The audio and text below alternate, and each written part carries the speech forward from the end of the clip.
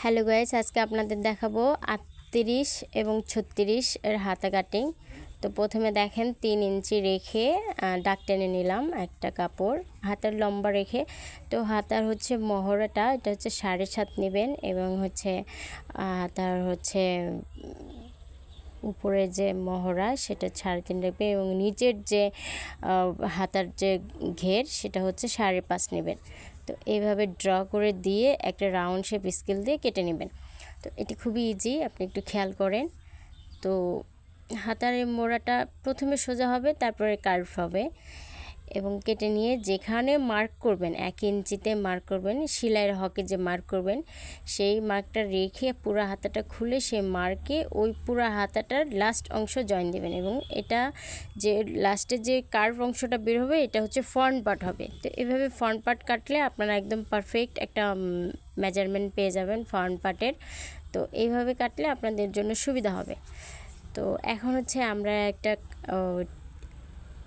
তারসা piping কাটবো, যেটাকে ওরফ piping বলে। এটা অনেক কাজে লাগে। আমরা একটা হাতা রেডি করব, আপনারা দেখতে থাকেন। তো এই পাইপিংটা হচ্ছে গলা বা হাতা বা অনেক অনেক জায়গায় মানে আমরা এই পাইপিংটা ইউজ করি। তো এটা কাপড়টা আসলে ওরফভাবে কাটতে হয়, নাহলে হয় না। তো আপনি দেখেন এই 4 ভাঁজ দিলাম একটা কাপড়, তারপর 8 ভাঁজ দিয়ে একটা হাতার গলি অংশ কাটবো। তো এই হাতাটার ডিজাইনটা মেক করতে ওই পাইপিংটা লাগবে, একটু হাতাটা খেয়াল করেন। প্রথমে একটা রাউন্ড শেপ কেটে এবং এর মাপে একটা অংশ কাটবো। এটা হচ্ছে খুবই ইম্পর্টেন্ট। আপনি যখন এটা কাটবেন আসলে এক জায়গায় মাপ ফিক্সড করে, মানে কর্নারটা মেইন যে সেন্টার পয়েন্ট ওইটা পিক ডাউন করে আপনি হচ্ছে আস্তে আস্তে চক দিয়ে গোলাই করে নিতে পারেন। এটা একটা মেথড। আরেকটা মেথড হচ্ছে আপনি জাস্ট ওই সেন্টার পয়েন্টকে পিক ডাউন করে জাস্ট ইঞ্চি টেপের মাথায় একটা কলম রেখে আপনি মেজারমেন্টটা ঘুরাইতে পারেন। এটা ঘুরালে এইভাবে মেজারমেন্টটা করলে সবথেকে বেশি পারফেক্ট হয়। আমি অ্যাকচুয়ালি এইভাবেই করে থাকি, আপনারা করে দেখেন, এটা আসলে সঠিক মেজারমেন্টটা পাওয়া যায়। এইরকম করে গোল জামা, তারপর হচ্ছে হিজাব আপনি এইভাবে কাটতে পারেন, কোনো ঝুলবে না, কানে ঝুলবে না আশা করি।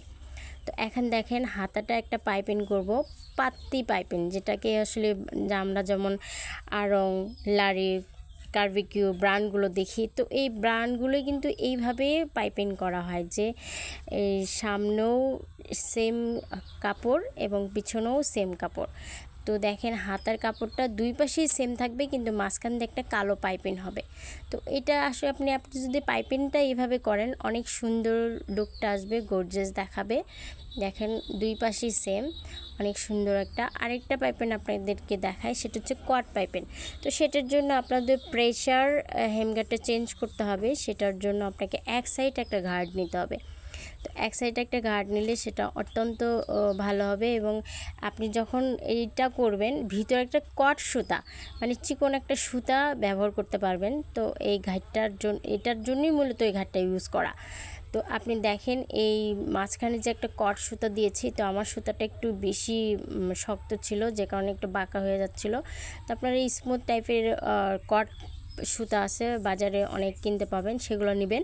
সেগুলো নিলে অত্যন্ত ভালো হবে।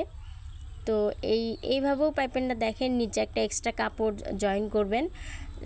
কাপড়টা জয়েন করলে তো অনেক সুন্দর হবে দেখেন।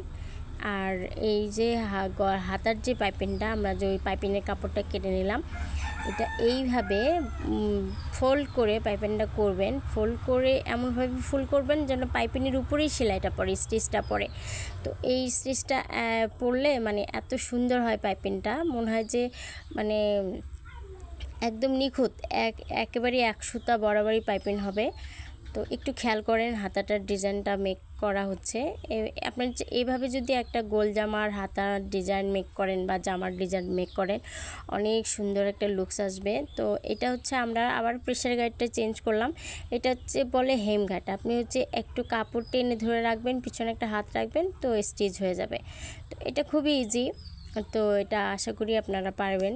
না পারলে বা না বুঝলে আমাকে কমেন্টস করেন, আমি ইনশাল্লাহ বুঝাই দেব স্লো মোশনে ভিডিও করে। তো এই যে লাস্টে যে আমরা গোলে একটা কাপড় কেটেছিলাম, সেই হাতাটা এখানে কুচি কুচি করে দিয়ে দিলাম এবং এই হাতাটা আসলে বাচ্চাদের যদি কোনো ফ্রক আইটেম বানানো যায়, এই হাতাটা অনেক সুন্দর বেশি লুকস ক্রিয়েট করে। তো আপনারাও বাসায় ট্রাই করে নেওয়া হাতাটা আসলে টপসের সাথে বা একটা জামার সাথে পরলে অনেক বেশি সুন্দর লাগে। তো অ্যাকচুয়ালি সৌন্দর্য তো আর মুখে প্রকাশ করে বোঝানো যায় না। তো আপনি যখন এই জিনিসটা ক্রিয়েট করবেন তখন দেখবেন যে আসলে